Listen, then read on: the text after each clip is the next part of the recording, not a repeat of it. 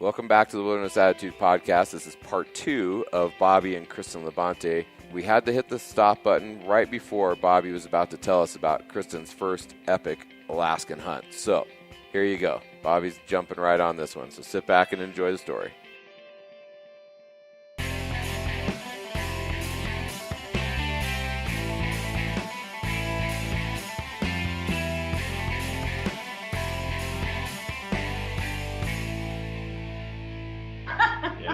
So we're in Alaska with Bob and his son, and we're on four-wheelers. We're hunting. Of course, you got to remember the day we got there. There was a guy on a four-wheeler that was mauled by a bear because he had a deer on his mounted or tied to the front of the four-wheeler. Oh. So when you read that, I look at that and I just go, okay, don't say nothing about this, right? Right. Yeah. So we go hunting for 5 days on four-wheelers. So we're out there. We're trying. We got deer tags. We got a bear tag, and so we're with Bob and his son, and Kristin and I on a different four-wheeler. We're all stopped together and see a few deer. So we look through the binoculars and look at them, and these are nice blacktail Sitkas, and it's like, okay, it's good. Well, at least we're seeing something because it was real rainy. It wasn't that cold, and so deer were kind of far and few between. Right. So we ended up. Bob and his son were looking at their gun because it seemed like they didn't chamber right, and they were looking at it and kind of questioning, like, this doesn't feel right, Dad, and look at this. And so they're 20 yards away from us, and Chris and I are standing there, and they're over there. I think I'm telling this right. They're over there looking at the gun, and we look over, and there's a deer like 20 yards this way from us, just standing there looking at us, nice buck. So we're like, and they're over there just talking because they can't see it. Right. Well, about that time, the gun goes off because it misfires. But they're holding it, because they know it could misfire, and they're just kind of like messing with it, trying to figure out, okay, it misfired. The deer never left. Mm-hmm. So I kind of I whisper to Bob, Bob. He can't hear me. It's like, Bob. And they're talking. I said, Bob, shut up. I said, there's a deer. And he goes, well, shoot it. Well, shoot. If I'd have known just to shoot it, I would have just shot it. It'd have been a done deal already. So anyway, we look back and the deer takes off. So, all right, well, we wait. And so now they're in the game. We're serious about this. They're over gooping on. So we take off and we see another deer, and Kristin is going to take a shot at it. And she hadn't even, put the gun to her shoulder and looked to the scope, and all she sees is black, and sees a little daylight and black, and, I couldn't see it. And finally the deer. He just left. So we kind of thought at that point in time, probably should have maybe shot 1 or 12 shots, right? So we'll worry about that tomorrow. So we take off on the four-wheeler, and Bob goes up about 50 yards in front of us. He kind of crests top of a hill, and he stops. So we stop, and he does this number, like that. Yeah, bucks. And that means he goes like that. Bucks.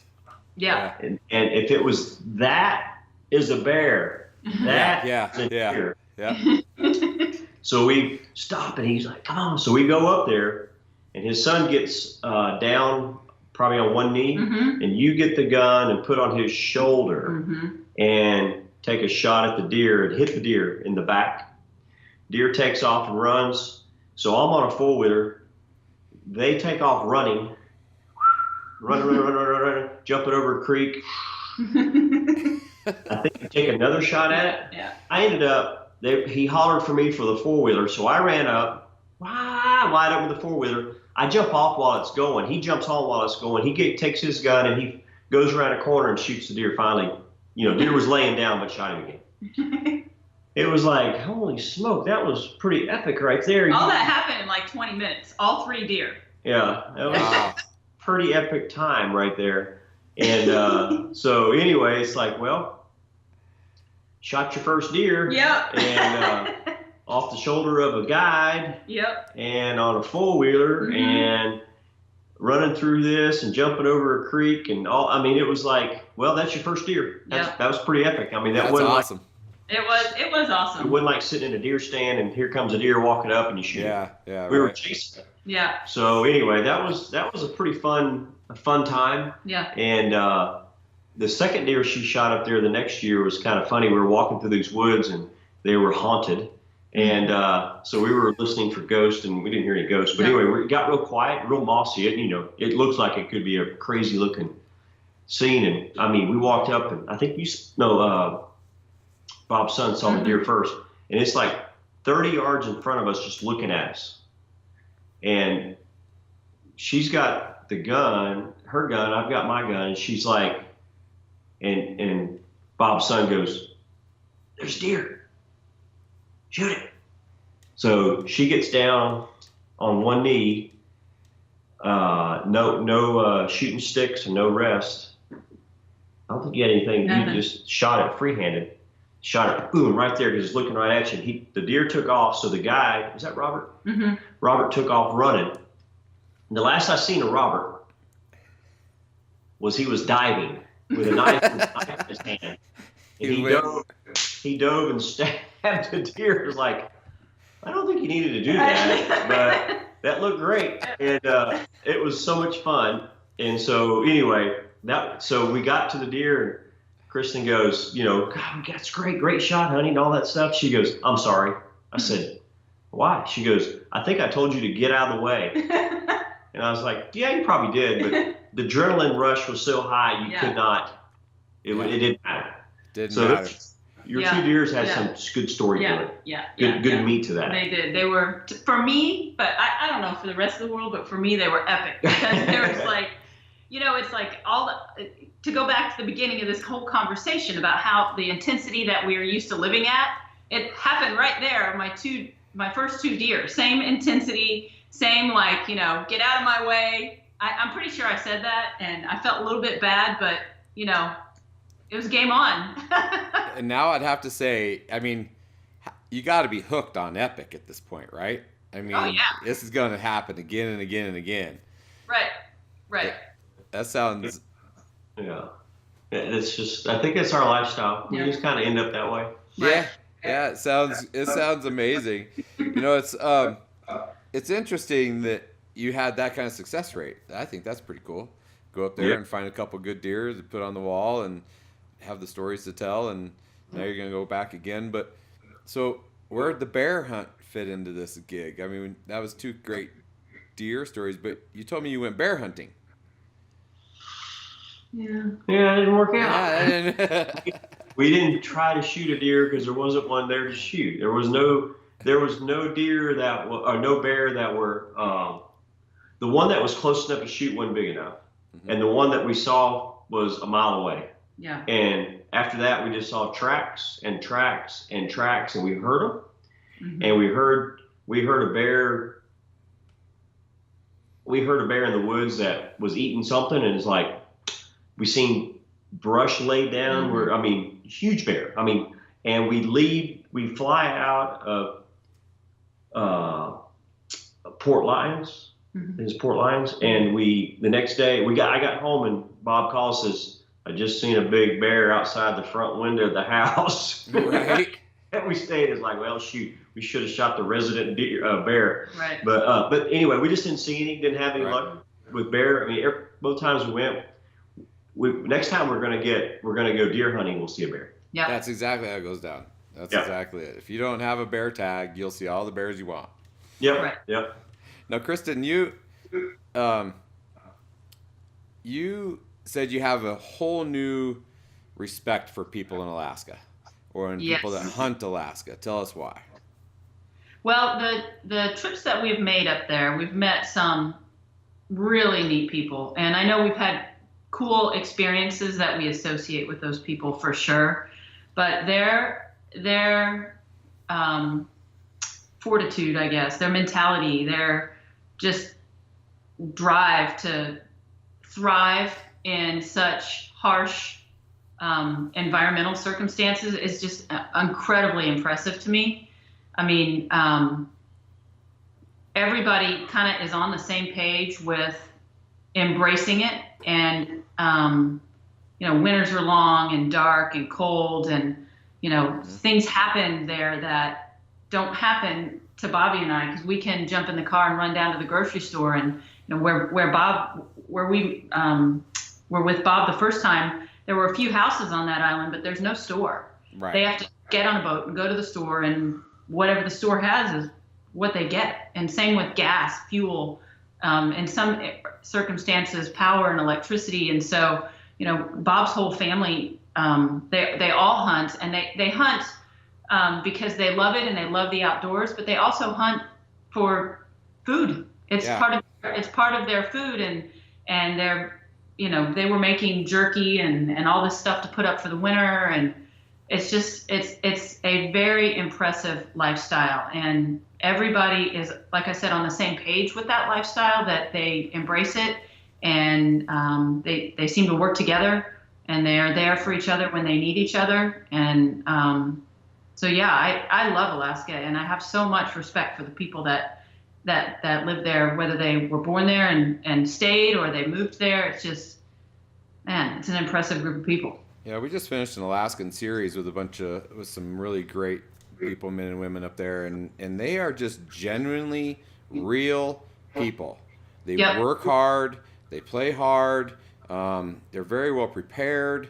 They're just, and they earn everything that they have. It seems like everything they get, like you say, through staying through the cold, dark winters, things like that. I mean, there's plenty of people that go up there in the summer and then they leave and come back down the lower 48 or whatever. And a lot of them are like, yeah, they're tourists still. Until you stay here for a full winter, you're just a tourist, you know, because you got to earn that beauty in the summertime, earn all of that by staying for a winter and see if you can handle it, because it's not easy to be up there and live up there, especially with the, the lack of light or light all day, and it's something different. I'm looking forward to getting up there and checking it out myself here sometime soon, I hope, and getting to meet some of the people in person that I've got to podcast with, and kind of feel what you guys have been able to embrace on a personal level. I think it'd be a lot of fun. Now, something I really want to touch on, Kristin, with you is, and I think this has got to be in the level of epic, is that you went to Pennsylvania and worked with the Rocky Mountain Elk Foundation, tagging calves like right as they're born, for tracking and whatnot, and for research, and that's got to be. Is that not on the epic level? Is that? Oh yeah. So we have friends of ours are kind of who were our initial connection. They introduced us to a guy named Gary West. And Gary invited Bobby and I to come to Pennsylvania to go on this, elk fawn tagging. And, we weren't totally sure what we were signing up for, but it had to do with elk. And so we said, sure, we'll go check this out and see what it's all about. So we flew to Pittsburgh. We drove probably about 4 hours out into the mountains there, and then we met up with a conservation officer. There were probably, 50 people there? Mm-hmm. And he was training everyone in what we were about to do and giving us some background on the elk and the elk population that was in Pennsylvania. I think for us, we learned a ton about, you think Rocky Mountain Elk Foundation, so you just assume the elk that they're keeping track of are in the Rocky Mountains, but they actually are over populations all over the country, and really behind growing healthy populations of elk, and helping them thrive. And so we were there specifically for the population that was in Pennsylvania, and we learned that there's like this 2 or 3 day window where most of the babies are born. And so they get everybody together, and there were about 50 of us, and we drove kind of out from this little camp house and walked through these fields of like tall grass in a straight line of people until we would find one. And we learned that the baby elks, when they're born, they spend quite a bit of time just laying in that tall grass, and the mothers may go out and do what they need to do for the day and come back and check on them and things. So often you find them, by themselves, which is what happened. And so our group was able to come across 3 or 4 while we were there. And I mean, it was so cool. It was so cool to be able to see them. I thought we were going to see elves. Elves? I didn't know they said elk. I see.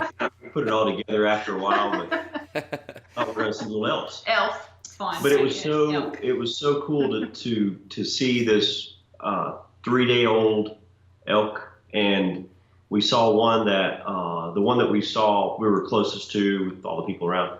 After they weighed it and tagged it and measured it and all that stuff, the mother elk was on the side over here in the woods. She come back and she was not very happy. No. She came back. We all kind of scooted away, and she came back out within about 15, 20 yards of that baby elk, and that baby elk stood up, staggered over to her mother, and they walked off. And I assume that might be the first time that she had really gotten up and walked out of there. It's like, and this happens in a 3-day, 4-day period. Right. It's a year, obviously, the middle of the year. And that was pretty cool. That was like, when we got done, it was like, okay, that was a total National Geographic moment. It was. Yeah, right. No doubt. I mean, obviously, the only thing would have been better would have been watching the birth happen. But anyway, that was as good as that could get. That was pretty amazing. So how do they do the process? I mean, once they find them, I mean, they just kind of surround it. I mean, how does that all go down? And describe to me what you saw. Well, the one person that finds it wasn't us. We're like all standing within arm length of each other, because you can walk right by it and not see it. Right. So everybody's kind of looking in their little area, and then you hear somebody go, "I got one," and he raises his hand, and everybody comes over, and they all. You make a circle around it. The people make it. And one of the things we learned in training that the conservation officer taught us was, he told us this, and we were like, yeah, right. He told us, if the mother comes back and she's angry and she charges you, don't back down. And I was like, I'm not sure if I can do that. Yeah, have you ever seen 2 cow elk rear up and kick each other? Right? No, I have no interest in being on the other receiving end of that deal. No. Yeah. So they say to make a circle around it, and then he'll get in there and put the sock on its eyes and stuff, so he's not scared. The baby's not scared, and then they weigh it and measure it and try to sex. Yep, male, female, and maybe figure out if it's a day, 2 days, 3 days old, and take all the data on the baby. Do they tag it, ear tag it, or collar it? Yeah. Tag it. Yep. Gotcha. Yep. And then. Do you know what the rules are if you ever shot a tagged elk? Is it like shooting a ring duck? You have to turn in the ring or the tag or something, I'm sure. I wonder. I don't know, because I don't know. I don't think it can be good. Well, I mean, it's surely a possibility, right? And so I'm sure that you just have to turn it in. I don't know.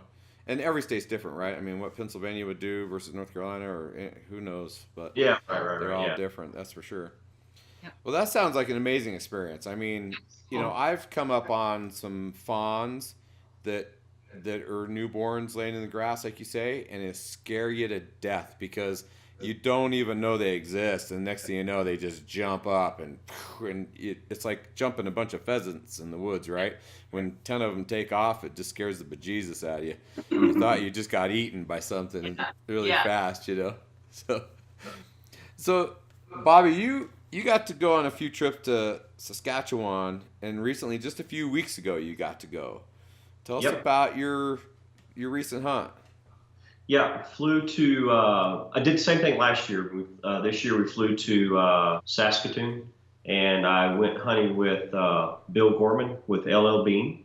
So he's the great grandson or the grandson of LL Bean. So we flew up there, and I got there a day late because I had something to do on Thursday night. So I flew up Friday, got there Friday night, started hunting on Saturday morning, and it was 0 degrees, wind blowing about 25 miles an hour. It seemed like it was pretty cold. And anyway, it was a great hunt.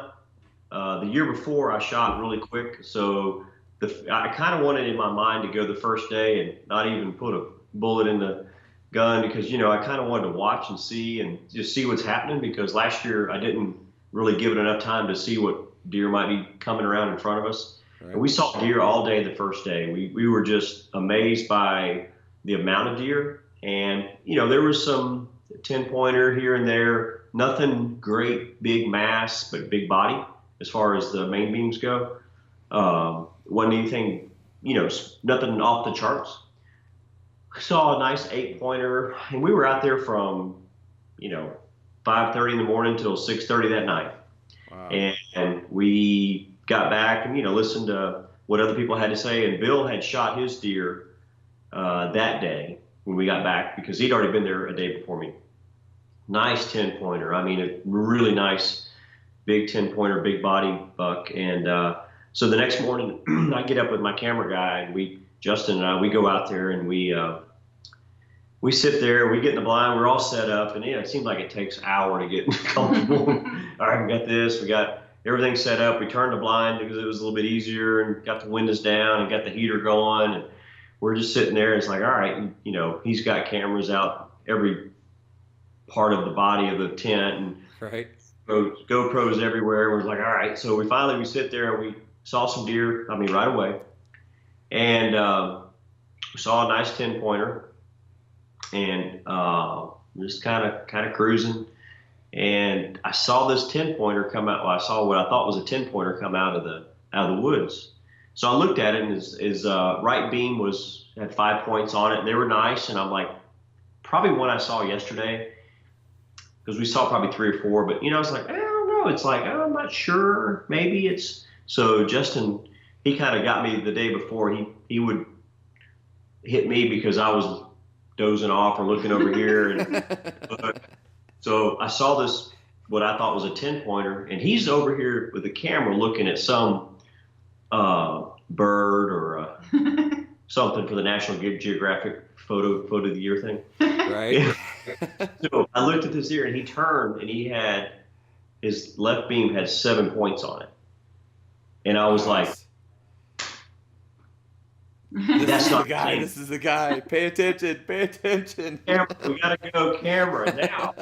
So anyway, he looked at it. I looked at him, and that's what I talked about earlier. All of a sudden your heart rate goes from, a steady normal heart rate for me might be 55 or 53.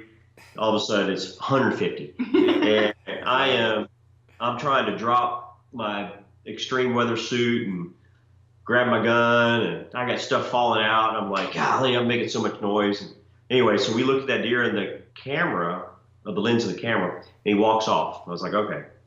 So he walked off, and about 3 or 4 or 5 minutes later, he come walking back in the scene and out from the woods, and kind of stood over by between some brush, and there was a couple other deer over there, a couple doe. And I looked at Justin, I was like, I think this is the deer. I think we got to shoot this guy. So are you ready? And he said, yeah. I said, I'm not. So anyway, I lay my gun up on my shooting sticks. And of course, they're not the right height, and everything's wrong. I do everything wrong. And so anyway, I shot that deer, and ended up, I don't know, we don't know what it scored. We called back and they didn't score it, but it had to be, well, I don't know what it was, maybe 162.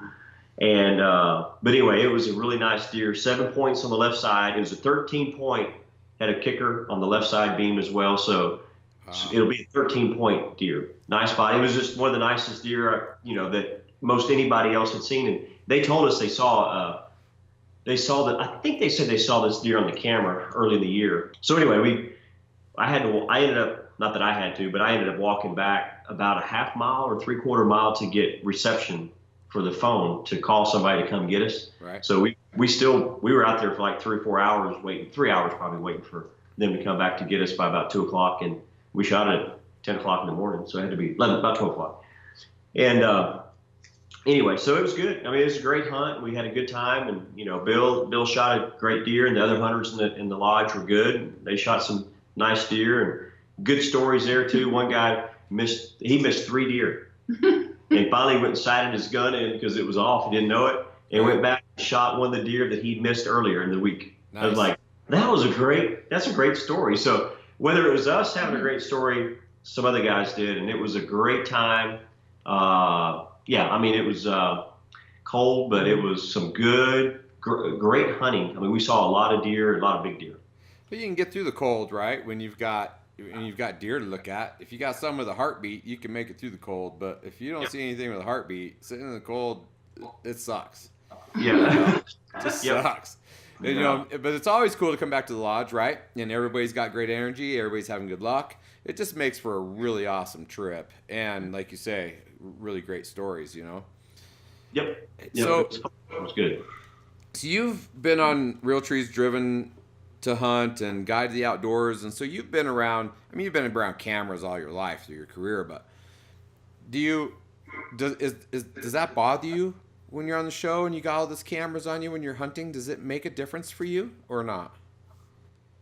You know, I've done both. I mean, obviously, I've probably done more hunting, not more hunting with cameras, but extreme or different places, but not really. I mean, you know, I've just, you know, I mean, it's just kind of natural, I guess you might say, and not saying I'm natural at it, but just saying it's a natural environment that I'm around. And, right. You know, when you're kind of an off story, but kind of puts it together, I think, is when I was driving for Coach Gibbs, he kind of told me this and it kind of put it in perspective. So I'm driving for Coach Gibbs. So he's at the Charlotte Panther Stadium right after it got built. And Billy Graham speaking, Charlie Daniels is singing, and Joe Gibbs spoke to the crowd of 65,000 people. That's a trifecta of awesomeness right there. Yeah. So anyway, so we're sitting there, and it's like, okay, we got 65,000 people. So after the event, you know, we saw he and his wife Pat, and I was like, man, that is awesome. There's 65,000 people here. He stopped. He goes, you know, like Daytona has like 200,000 people there. And I went, oh yeah, that's right, I forgot. You know, it's like, okay, I kind of forgot about that. But you know, I don't think about that when but I was in the grandstands watching, and you know, when you're not in the grandstands, you know, you don't really think about whether it's 100,000 or 50,000 or 200,000 people watching live, or whether it's 20 people, 200,000, 2 million, or 20 million watching on TV. You know, you just become so used to it, and you don't think about that. You just not really. I'm not sitting here going, hey, I got to make sure that all 136,333 see me do this. No, you just kind of, you do your thing. And so when we go with the cameras, I mean, you become, obviously the first thing you are is I've met some great friends over the years that, you know, camera guys that would, you know, work harder than we do. And so it's fun to go on a hunt with a camera, I think, because not only can you document it and you got good footage, but when you do something really stupid, then kind of it makes a highlight reel too. Yeah, for sure. Yeah, it's like, okay, we got that, didn't we? But everybody's got those, so I'm not the only one. That's correct. Yeah, you've been all over the world hunting, right? I mean, you've been here, there, and everywhere. Well, I've been on this side of the world, but I haven't been on that side of the world. You haven't been on the other side? Gotcha. Not across the ponds, but I've been to Alaska, you know, from Alaska to, you know, northeast, south, but in more of the mainland. Oh, okay. Gotcha. But to lead to my question though, where's your favorite place in the wilderness? Where is that one spot where everything, like, it kind of reminds me of something that Kristin said in her blog, where time stops. Everything gets silent. Everything just kind of becomes slow motion in a sense. Where's that spot for you? Well, it was my funny one would be in Douglas, Wyoming. We went elk hunting there on with bow and arrow. Went bow hunting, and I'd say it was the lodge that we stayed at, because it was probably, I don't know, valued at about $1.2 million. That was like really the coolest place. You think about a hunting lodge that would probably be valued at about $1.2 million each. That was my place. You had nice towels every day. You had new soap every day. You had a chef come in. You had all that stuff. Come on, that was my happy place. That was a happy place. There's got to be somewhere that's not 5-star out in the wilderness that touches your soul. Someplace, you know what I mean. That's a really cool place. I got one. Okay. All right, Kristin, go. This might be what you were about to say, but when we were in Alaska the last time, we were the area where you shot your deer. The fog deer. Yeah. So this could be all over the place in the islands around Alaska, but where we were, it was tall trees. The limbs were really tall. There was this incredible canopy. It was winter, and the ground was covered with the most beautiful blanket of green moss. And I remember being in that area of the forest, and it started to snow, and it was like, this is a fairy tale. Yeah. It was so beautiful and so peaceful, and a bird would flutter by, or something would run across the ground, but it was like not a sound, not a speck of anything was out of place. It was like this little area of perfection. It was so beautiful. And that's the truth, is that whether it's the Ritz type of hunting or not, and I've been on both sides of it, and I mean, to me, everything's got beauty in different ways. Whether it was Alaska, whether it was Canada's a few weeks ago, or whether it's been New Mexico elk hunting, Colorado elk hunting, fishing, different places. But I have to agree, the last time that we went to Alaska, it was the part that I think that for me that was just, you live by generator and by gas, because that's the only power you had, and you didn't need power during the day. You didn't need hot water during the day. Your restroom was outside. You took a shower out in Banya. You had fresh water from a pipe that was in a creek. And like you said, we were walking that one day, and it's just like so beautiful. I mean, it's so unreal that you have to figure that. You think that somebody's probably touched that land at some point in time, in different areas, of course, but not everywhere. Right. And so you're walking in places that's, maybe man has been here, maybe not. Not on this, not beside that, 50 yards in and 30 yards over. So that to me was cell phones didn't work, no TV, no nothing like that. That kind of puts it at a different level of, okay, this is really cool. The trees around the cabin, you can see where the bears have put marks on them, and it's like you're out here in the middle of it. Yeah.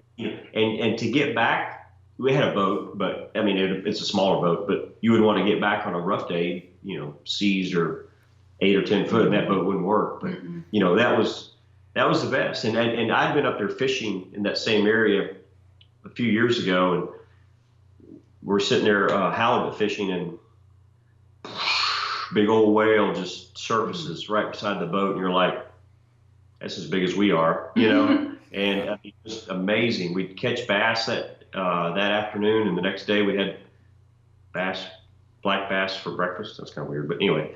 But another place on Whale Pass Lodge, and it's like, I know it's a hard life, but it's like it's the different beauty than the nice towels and the wardrobe, the robes and slippers. I'm good with the slippers too. That was a one-time deal. They both sound appealing to me, I have to admit. There's no doubt about it. Now, I think you kind of find that same peace fly fish. I do. I like to fly fish as well. Right. That's something that I just did discover with my dad. Years ago, I just got us a little fly fishing package with a guide for my dad and I for Father's Day, and that was our first time for both of us. And we both caught fish, and I truly fell in love with fly fishing that day. There's something about just the serenity and the peacefulness and the sounds and the rhythm of fly fishing that I really loved. And so kind of every fly fishing trip for us has had a little bit different flavor and a little different personality, but I think that that's kind of a happy place too. And if I can continue on that, everywhere I've been, it seemed like there's always something, because you run such a hard life. Everybody in America just works so hard compared to other people in the other parts of the world, because everybody wants to have more. Yeah. When you go find it, whether I've been hunting in South Texas, and my son and my daughter both shot their first deer, and when the sun's coming up and the dew is the condensation and dew on the top of the roof might be dripping down, and sun's starting to come up, and every day is a beautiful sunrise or a beautiful sunset. And you look out and crisp morning, and you can see a deer, and you can see the smoke coming out of its nose from the air. I mean, that right there, it's like hard to beat that. It's so hard to beat that. I was fishing one time in Colorado during the day. It was in between hunts, and had a fly rod. And I swear I was at a little creek that nobody's ever fished at in their life, because I was catching fish. The fly was never in the water, but the fish had never seen a fly and would jump up, and I would go to cast, and I'd have a fish on it, a little bit behind you. Yeah, I'm like, this is awesome. That is awesome. Everything has that, whether it's shooting the elk in New Mexico and the journey getting there. You mentioned journey a while ago. Each trip has some type of something, and it's not always about the animal you hunt or the fish you catch. It's the journey, the people getting there, experiencing it, and having that story to tell to somebody that you can. When you have a story to tell that can go, we're an hour and 28 minutes. I can see this so far, but when you have that story, well, that's what it's about. Because when you want to talk about, sometimes you want to talk about, what'd you do today? I didn't really do a lot. I ain't got nothing to tell you, because it's not an adventure, and not every day can be an adventure. Right. But those are trips when you go hunting and fishing, and when you do it with people that you enjoy being with and you can share that with, then it becomes so much bigger. It does. So you guys both grew up in the wilderness some, and obviously you're passionate about and having fun and the adventures and stuff like that with the wilderness. What is after living such a crazy lifestyle for so long, busy, how many irons in the fire all the time, what now at this point in time in your life does the wilderness mean to you versus maybe it did as a child or young teen or whatever? What does it do for you? How does it change your attitude? What does it mean to you? Well, I think I didn't do a very good job. I mean, I probably could have done more hunting, fishing activities than I did when I was racing, but I was so focused on racing, I didn't try to let anything bother me or try to let anything interrupt what I needed. Looking back, hindsight 2020, I probably should have done more of that, because that would have cleared that up. Instead, I was too much into it. So that's a personal problem for a different podcast. But anyway, so as you don't no therapy here. We're not doing therapy. So when you're gone 38 weeks a year and you're just so busy all the time, to me, it's hard for us to slow down. But now we have time to go, we've had that time, and we've enjoyed trips on the outdoors more, or times that we can share a business pleasure trip together that involves a little bit of something on the outdoor side that you can appreciate more now, because you have more time. We are slowed down a little bit, but we still have as many irons in the fire. But and then when you get older, you kind of see things a little bit differently. When you're 30, it's like, well, we'll catch that on the fly. Well, it's all of a sudden, next thing you know, you're 10 years later. And but I think that we both appreciate the outdoors. We know more about it. We see it more. So we're able to, to look at it differently than, because we're so busy doing this, I think, for so many years. Now we've kind of, you slow down a little bit, but we ain't slowed down much. We're just, but we just doing different stuff, doing different things. And, right. But you enjoy the outdoors. I mean, we moved, and we have a small piece of land that's, not much, but we get to see more outdoor activity, animals and stuff here than I've ever had in my life. So as far as at home, when you wake up with a chicken crowing or a rooster crowing and chickens laying eggs and donkeys looking at me funny and all that stuff. So it's kind of cool. Yeah, kind of cool. That's my therapy. Yeah. How about you, Kristin? What does the wilderness mean to you? Yeah, I guess what has changed for me is that it's more about, it's not so much about pace of life as it is maturity and being able to really value what matters.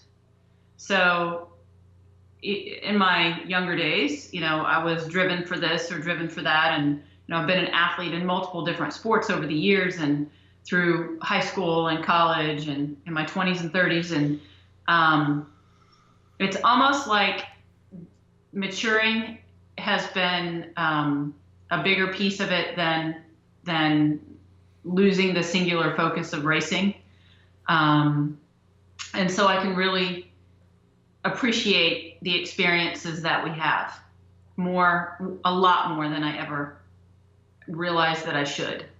Racing your bike, just like racing cars, you sacrifice everything. You sacrifice, social time and family time and just hobbies get put on the back burner and interests have to wait, and sometimes years go by. Right. And you don't think about them in terms of what you're missing at that time, because the sacrifice for me, there was no question. I was focused on one thing and one thing only, which was successful bike racing. Mm-hmm. And so it didn't seem like a big deal at the time to not do anything else. But now that we do have a lot more diversity in our life, and also with being older and being able to really appreciate what we have and the opportunities that we have to have these experiences, I think that's what has made the difference for me. It's pretty cool, I think. Hey Bobby, have you ever done the dog hunting with the hogs and do the old stab them deal? Have you ever done that? No, I know some. Elliot Sadler does it. I'm not stabbing him, but he hunts with dogs up in Virginia. But no, I've never done that. Never done that. No. Seems to be a hot gig here lately. I don't know why. Yeah. Seems like it might be that next level of adrenaline rush. If you're looking for one, I guess. Right? Yeah. I've never done that, but usually we get to Texas to my brother's place usually about once a year. I didn't go last year, but I haven't been down there yet this year.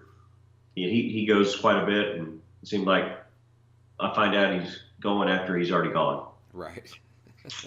I guess if he wants me to go, he'll call me. I guess you're right. Yeah. Well, I really appreciate you guys being on. It's been awesome hearing your stories and the values of the wilderness to you at this point in time in your life, and hearing that you guys are still professionally pushing through and getting after it and staying in the mix. And I think that's pretty cool that what you guys are doing. And I think one of the things that I read that kind of touched on me a little bit was that Bobby, you helped build that North Carolina quarter midget speedway track for kids. I think that it probably is important to me as I try to hand down hunting and the wilderness and camping and fishing and things to my children, that, you did that with your children, but you're also now trying to help kids follow a racing career or path, if you will, and being a part of that's pretty cool. Yeah,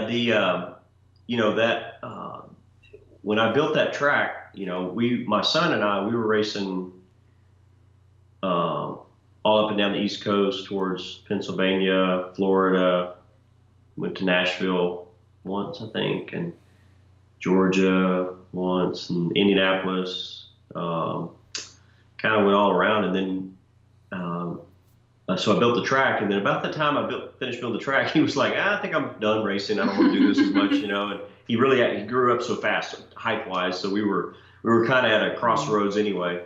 And, but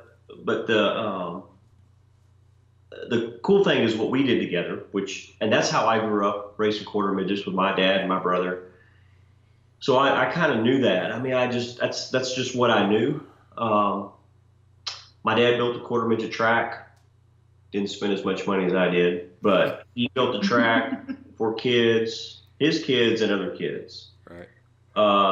Still friends that we have from 50 years ago when my brother started racing, and when I started racing, still friends today, different people. And you'll see people that will tell you that their so-and-so raced against me in 1973 in Huntsville, Alabama, or Denver, Colorado, or Portland, Oregon that we went to. Wow.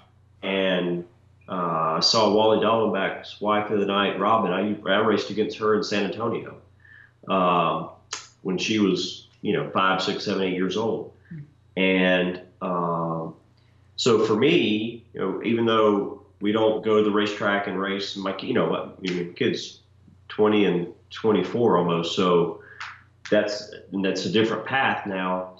But I was at an autograph session 2 nights ago, and I had this, everybody's way younger than me anymore, I think. And this one kid came up and said, "Yeah, man, that quarter-midget track's pretty cool. I raced there, a few years ago." It's like, "Oh, that's good." And, like, "When were you born?" It's like, "Well, I'm like, 16. He's been racing stock cars for like 3 years." I'm like, "Oh, okay, good." And then, but I know that Jared Fryer, Ryan Blaney raced out there, Harrison Rhodes raced out there, and I saw Jeff Gordon's kid was out there practicing the other day. So that is cool that, and there's countless others I know, but right. And we'll get phone calls every now and then from people, but it kind of runs its own pace, and people take care of it, and all the kids in this area that go race or travel from all over the East Coast that go race there and on the big events. I mean, it's something that I did, and I mentioned I went to all these tracks all across the more West Coast and the central part of the states. But to see all these people come and to see these kids getting a chance to race and being a part of the family and their family and what's going to mean to them in 10 years that I used to race quarter midgets with my dad, with my mom and my cousins, and all that stuff is another one of those things that I think is a family. It's a family sport. It just involves tires, engines, and gas and oil, and the smell different than baseball or soccer or football. So so it's cool to see these kids out there that have already made it and ones that are going to make it. Yeah, it's got to feel good, right? It's got to feel good. Do you have a museum for your cars that you have? I have a warehouse. A warehouse? Yeah, it's not a museum, but it's a warehouse. Some people might call it a museum, but it's a warehouse. Can people come see it? Yeah, I gotta let you in. Oh, I see. Yeah, I can meet you at the front door, and we'll walk through the office or two, and then we'll go to the back. But we have some thoughts on the cars that I still have from that I raced back from. Actually, my brother and I raced our first quarter midget. We shared it together, so we still have that. He's got that one. I have my son's and my daughter's quarter midgets. I have race cars that I raced back in the early '90s to the last race for Petty I raced. So I have some race cars. I don't have a lot, but I have some race cars. And we're in between. I had it on a great display in the building that I had, and I sold it. And we're in the middle of trying to figure out somewhere to build or find an older industrial type building here in High Point that we can place it in. That would be it would be like a museum, but we use it more for a business office, multi-purpose event. People that have events for the furniture market here in town, or things like that we're trying to look at, whether it's the marketing company, whether we do something with the university here, things like that we're working on. We haven't decided which way to go on that yet, but that might be what you've heard. So when you I don't want to jinx you, but when you get in the Hall of Fame, that might be a good time to put that display together, right? I think it seems like good timing to me. Yeah, that would be. If it'd be really cool if I had a good tip before it happened, so I'd be planning things. Get started. You don't have a mole on the inside giving you the lowdown, huh? No. It's man, it's been so awesome to, it's like the other night when I was signing autographs with a lot of people that I hadn't seen in a while, and a lot of people I do see quite often. And when you think about the sport of NASCAR, and you think about the history of it, and not the best study of it, but I know I grew up in working in the sport before I started racing. So I know a lot of those guys. I know the hard work. And when you see young guys, it's a different world for them. They don't have to do like we did, but we didn't have to do like they did before us either. So right. It kind of goes in that same progression. But it was fun the other night to see some guys that were, did want to know about, ask questions about the sport back years ago and stuff like that. So it's, it really is good to hear that. And so to be a part of the sport of NASCAR at the time that I was in it was, can't say enough about it. It was awesome. Absolutely. Now I got one more question, and I'll let it be. Okay, but what was your favorite car of all time? Your favorite car you ever drove? I mean, all the way around. I mean, it didn't have to be the fastest car. It didn't have to be this, but just your favorite car. Well, it'd have to be the Pontiac Grand Prix that I won the championship with. I spent, I don't know, I think we raced it for 3, 4, 5 years, a couple years before the championship, 2 or 3 after, something like that. Gotcha. And it was fast. I mean, we had all the, and at that point in time, we were just on top of the game, and we were ahead of the curve on setups and doing things like that, and kind of set some marks on the sport as far as what we did to our race cars to make them go faster. That continued a lot after that. So that car was probably one of my most, exciting cars to be in, and it was fast, and we won a lot of races with it. And it was, something that when you think about at the time, when people recognized me, they recognized that car, that sponsor, that time, so I see a lot of that car every other day when I sign stuff. And so that was kind of I guess that would be like the car all around that I was successful in. So it's gotta be my favorite. Yeah, I mean, after I asked the question and you gave me your answer, then it seemed pretty obvious that should be your answer. But I just kind of wondered if there was just one, maybe, old days, things like that. But it makes sense to me. Yeah, I've had a lot of cars. They all had something special, but that was probably the most. Right. All right. Well, we got to cut it off. I appreciate you guys' time so much. And I think that the next podcast we'll do together, I would like to do in a car while you're rocking and rolling. I think that would be a pretty cool 45-minute. Yeah. Who knows what would come up in that car that we could record. Me screaming like a girl? I don't know. We'll have to see. Maybe karaoke? Maybe karaoke? You never know. Some karaoke? You like to sing when you drive? Well, I have before. I would hope so. Well, Bobby, Kristin, thanks so much for being on the Wilderness Attitude podcast. It means a lot to me. Thank you so much for your time. It's a pleasure to meet you. Maybe someday in person would be extremely gratifying and really cool.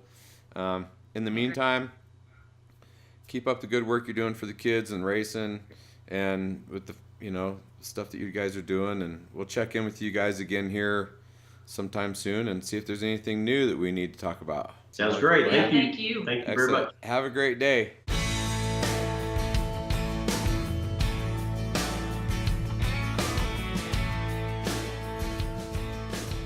Thanks for tuning in to the Wilderness Attitude podcast. Really appreciate it. Hope you're enjoying listening to these stories and adventures. We're really starting to reach out and get some diversity in our guests, and so it makes it super exciting. Thank you so much to Bobby and Kristin Labonte. We really appreciate it. And if you haven't been to our website, please go to wildernessattitude.com. We'd love to hear from you. Send us an email if we're doing good, bad, or indifferent. Also, go to iTunes and give us a review. I'm sure you guys all know this if you listen to podcasts, that the more reviews you have, the higher to the top you go. And, of course, the people that are behind us in this podcast who help us out, sponsor us, who believe in us, would really like to see your reviews as well. I want to give a special shout out to Wilderness Athlete. Thanks so much, you guys, for some of the stuff you've been giving us. We've been throwing that swag out on Instagram. Thanks so much for tuning in. Have yourself a good week.